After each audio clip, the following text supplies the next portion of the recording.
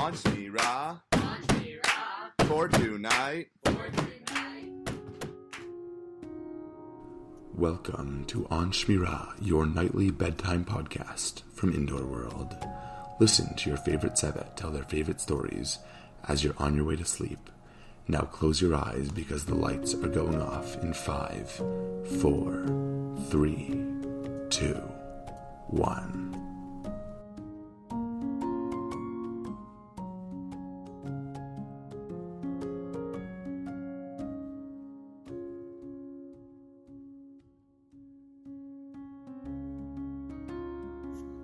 Hello everyone, this is Ephraim Helfgott speaking. I'm going to give you a Shmira story right now.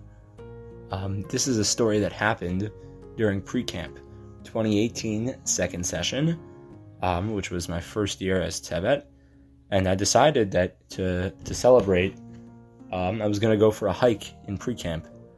I was going to go for a hike at night, because we all know that night hiking is way cooler than day hiking, because you get to see bears, and stars and moons.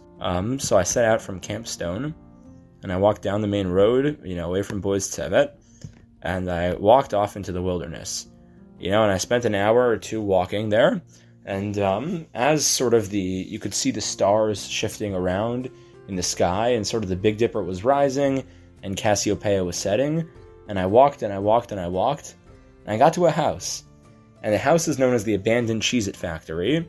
For those of you who know the geography south of Sugar Grove, it's kind of near Chandler's Valley. And the reason it's known as the abandoned Cheez-It factory is because the man who lived there used to be one of the owners of the Cheez-Its manufacturing company. They used to refer to him as Mr. Cheez-It. And he used to have the plant production in his house back when they were a very, very tiny company. But as they grew, they moved to a larger plant outside of Jamestown. And so he left the factory abandoned, even though he still lived on the property. Now, I saw the house, I thought it was beautiful, and I was walking on my merry way, but suddenly rain clouds began to form, and it poured. And I figured it was just going to pitter-patter, a little drop, because, it never rains in Machane Stone, but I guess by now I was 3-4 miles out of Machane Stone, and it poured. The skies opened, and it was like cats and dogs were falling, raindrops the size of golf balls, then the size of tennis balls, then the size of beach balls, then the size of watermelons. And so I did what I could, which was I tried to hide under a tree for cover, but then, there were lightning flashes, and you're not supposed to be under a tree during lightning. So I tried running into the forest to be in a brook in a little clearing. That way there were no trees which would fall on me, but also I didn't realize I figured I would be safe out there, it would just get a little wet, but I didn't realize there were bears all around. And one of the bears started roaring, or it's more guttural than a roar. It's kind of a sound. And so I turned, and I looked at it, and I figured I was going to stand up big and strong, like you should when you're looking at a bear. But then I saw a bear cub on the other side of me, and so I put my head down and I ran. I ran as fast as I could, and the only place to run to, the only way to get away, was the abandoned Cheez-It factory. So I walked into the warehouse, and I saw that the abandoned Cheez-It factory was a lot less abandoned than I thought it was, because after I jumped in through a window to escape the bear, and the bear wasn't big enough or agile enough to go in through a window, so it just had to, outside. So I was looking at the machinery, and it for some reason, I thought it would all be defunct, but it was still working.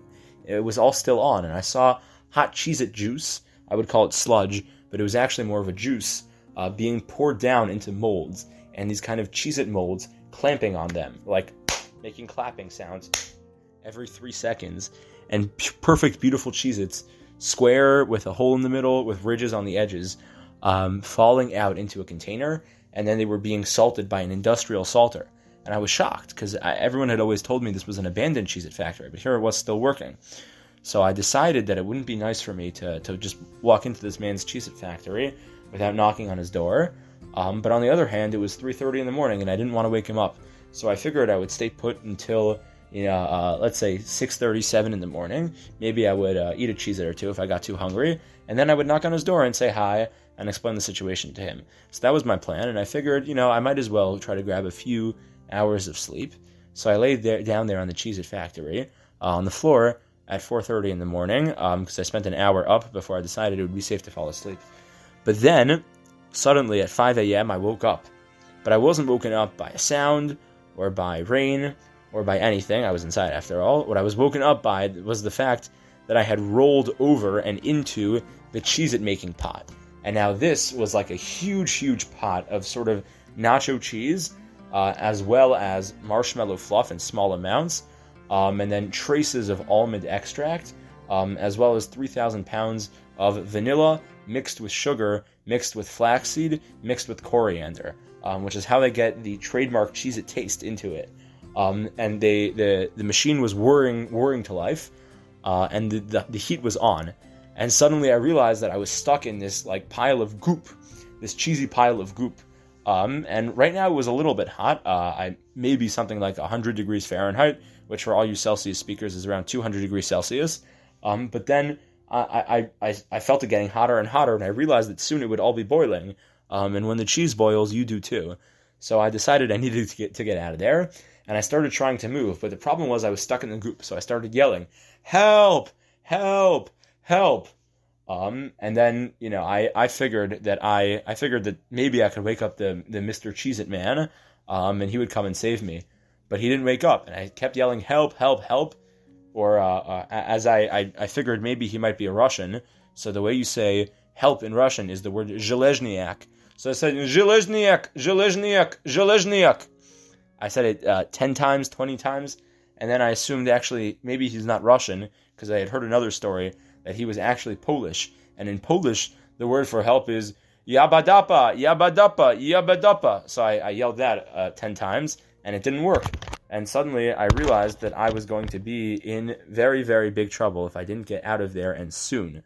So I put my wits together, and I decided to make a ladder out of cheese. But the cheese was too gooey, so I decided, you know what, I won't use the cheese. I will use the vanilla, flaxseed, almond extract, sugar mixture with coriander, of course, and I will use that to try to build building blocks and climb my way out of the cheese melting pot. By now it was already a good 150 degrees Fahrenheit, or for you Celsius speakers, it's around 320 degrees Celsius, and so I was in trouble. But since now that I had this plan, I realized, okay, I'm going to get out of here alive.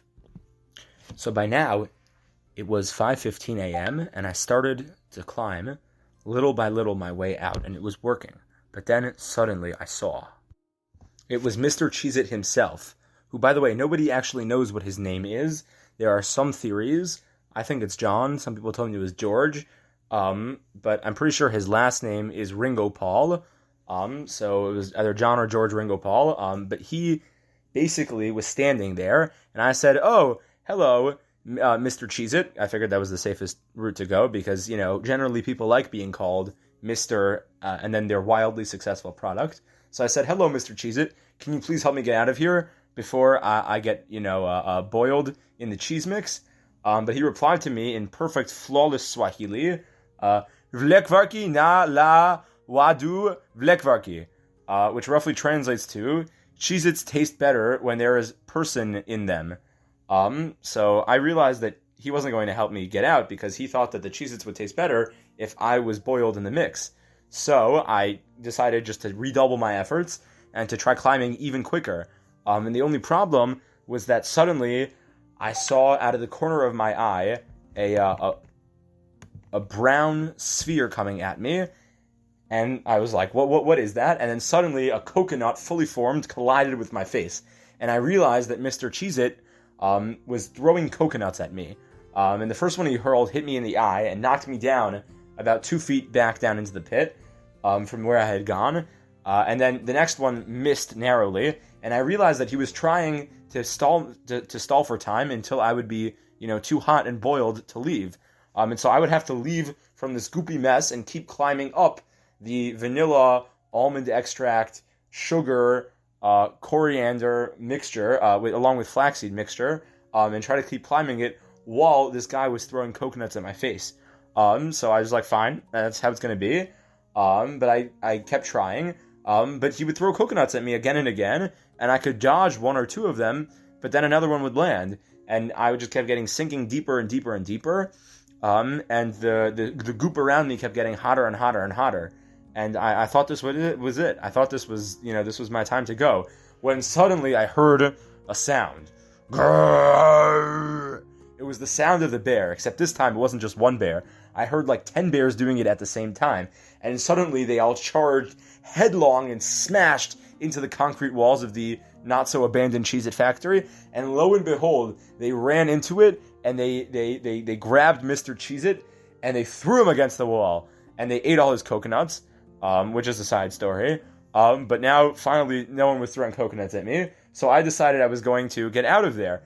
And I started climbing a little bit, when suddenly one of the bears ended up eating, actually, the button, which makes the Cheez-It goop get hotter. And so suddenly the Cheez-It goop stopped getting hotter and in fact started cooling, so I wasn't even in danger anymore. But the problem was now I had to lie there until the bears left, and the bears spent the entire day licking up the cheese goop. But the cheese goop was way more tasty than I was, which is understandable, so they ignored me. And then finally, by around 2 p.m. that day, the bears left, and I saluted the bears, who were now on their merry way, walking back towards Deer Run Road, and I came back to camp. And yeah, it was a good time.